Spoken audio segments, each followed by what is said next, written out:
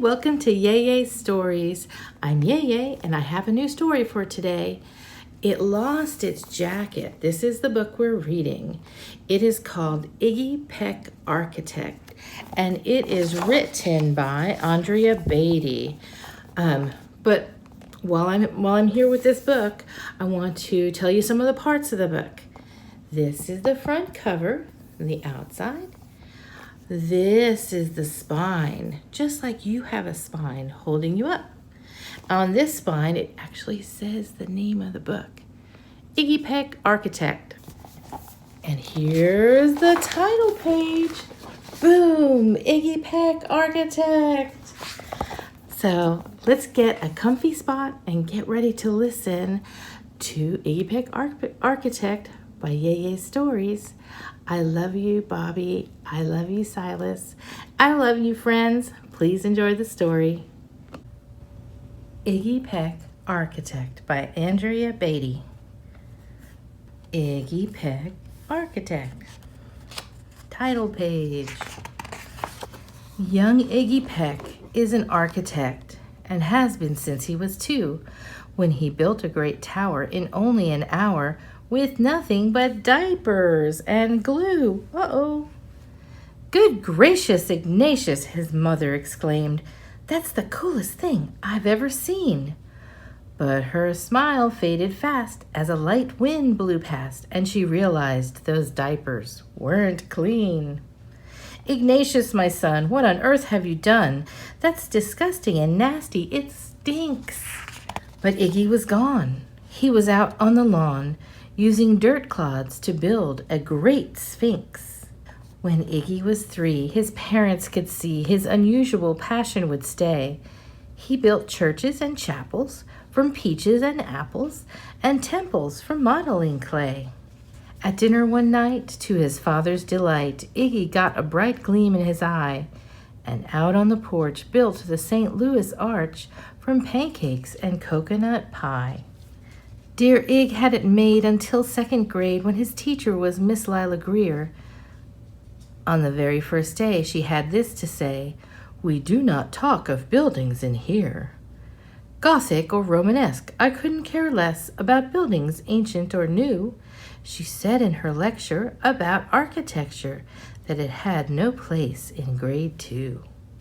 That might seem severe, but she was sincere, for when she was no more than 7, she had a great fright at a dizzying height in a building so tall it scraped heaven. On an architect's tour of the 95th floor, young Lila got lost from the group. She was found 2 days later in a stuck elevator eating cheese with a French circus troupe. After that day, it's quite safe to say she thought all building lovers were nuts. As a teacher, she taught that, above all, one ought to avoid them. No ifs, ands, or buts. As you might guess, it would cause Iggy stress to hear such terrible talk. But he didn't hear. He sat in the rear while building a castle of chalk. You, Iggy Peck, your desk is a wreck. Tear down that castle right now. You will not build in here. Is that perfectly clear? Do you need to see Principal Howe? No, ma'am, Iggy said. He lowered his head and his heart sank down to the floor. With no chance to build, his interest was killed. Now 2nd grade was a bore. After 12 long days that passed in a haze of reading, writing, and arithmetic, Mrs. Greer took the class to Blue River Pass for a hike and an old-fashioned picnic. They crossed an old trestle to a small island nestled in the heart of a burbling stream, but they no sooner passed than the footbridge collapsed and Miss Lila Greer started to scream. "We're trapped over here, oh my!